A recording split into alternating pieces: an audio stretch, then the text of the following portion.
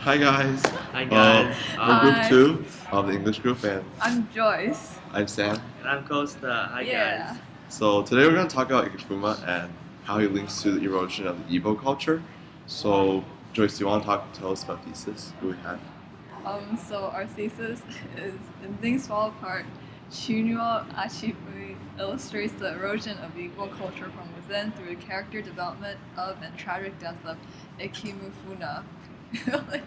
This connection with an Igbo culture and values and emphasizing the dangers of zeal for a culture with the obsession being when the obsession becomes too great. So our thesis it has two main parts. So the first part is based on the plot itself. It's how the death of Ikemefuna, how it's a major part of the story because it changes. It leads to the downfall of this culture. Our second part is more of a general message that we think Achebe might want to send out. It's if you have a zeal for a culture and the zeal becomes too great, this zeal threatens the culture itself. So Costa, do you want to tell us about the context? Okay, so the historical context. Well, most of the historical context was mentioned in Miss Wang's video, right? So I'm just gonna give a brief overview of how did Ikemefuna come to the story. So first of all, in the beginning of the story, someone from Ikemefuna, which is Okanko's village, visited this other village called Mbano, and he was killed.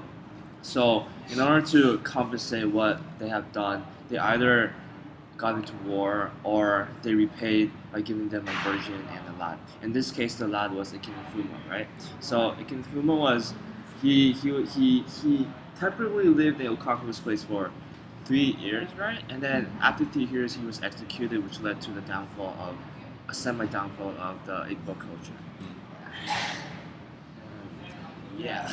Okay, so those are the contexts, and as many of you guys already read the book, so we won't explain what's going to happen next.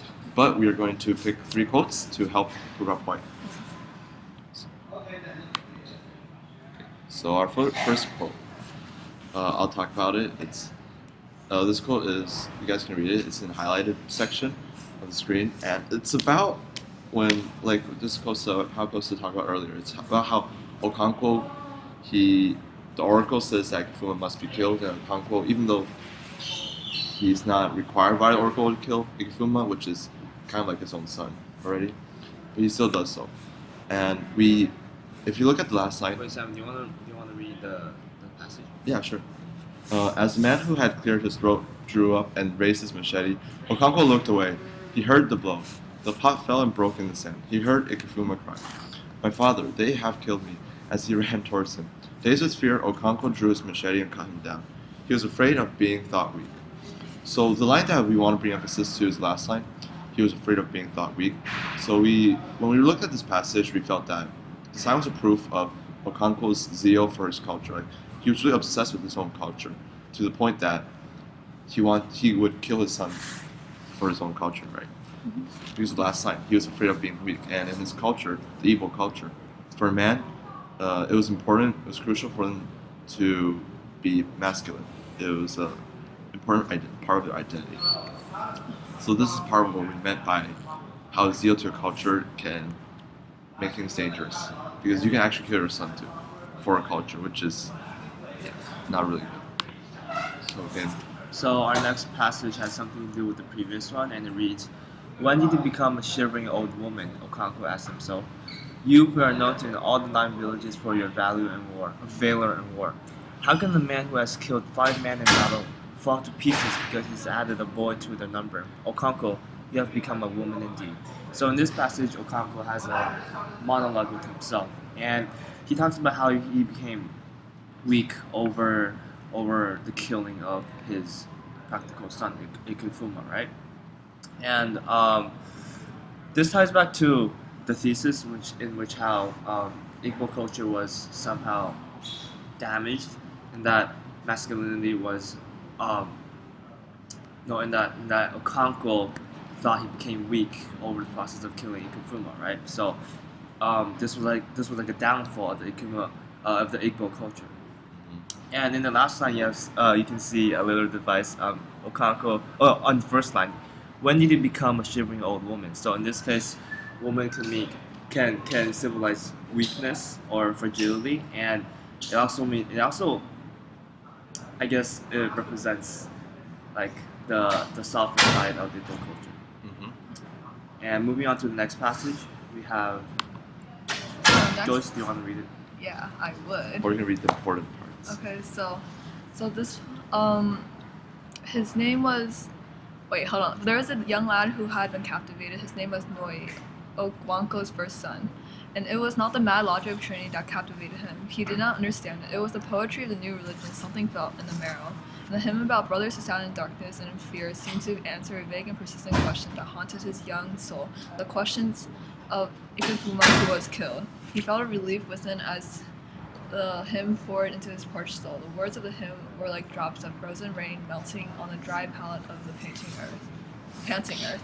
So here, this was after Nui listened to like the hymn sang by the Christian missionaries, and then so in the beginning you always like see how like Nui never really fit into like Igbo's culture of like a male, like men were supposed to be thought as like masculine and very very strong. But then Nui, who was Okwanko was always saying how like Nui was not really like a good son. He kind of like represented his grandfather who was lazy and weak.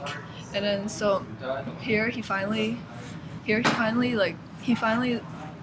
this hymn he sees the answer to like why Ikemefuna was killed, and then Ikefuma's death had a really great impact on Wang because he was almost like a brother. And here he finally sees the answer to why he was killed. And then it kind of like, and in the last few lines, and he talks about how the hymn poured into his parched soul. The parched soul kind of shows how he was like, and when he was immersed in his original, like the culture, he felt very dry and then not like content or something.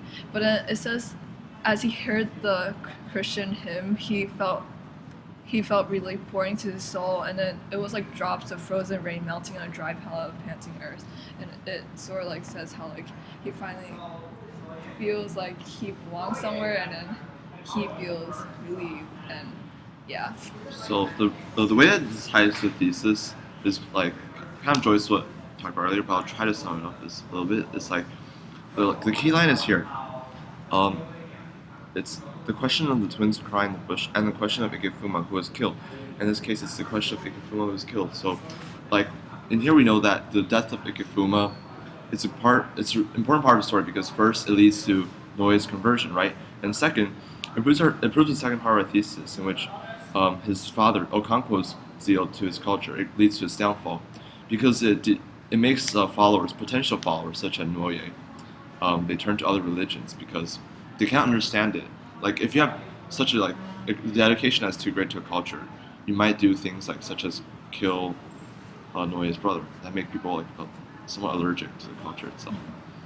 So now we're gonna have a general discussion for this field. Yeah. So as you can see, Ikemefuna was not like a random character in this story. He was like a build-up to the climax, which is the conversion of Christianity, right? So he was like the starting point of the conflict in a sense.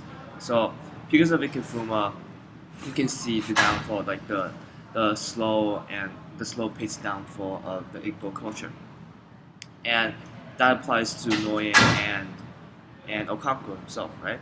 Because Ikefuma's death, it formed distrust in Igbo culture for Noye, and for Okanko, he formed this affection with Ikemefuna. So after he killed him, he felt really depressed and sad, and he was down for like 3 whole days. So that demonstrates his like this weak side of him, which isn't really portrayed in the story itself, right? Okay, so that'll be it for our video, I think. Yeah. So hope you guys learned something to use on a test tomorrow. Good luck. Good luck. Bye. Bye.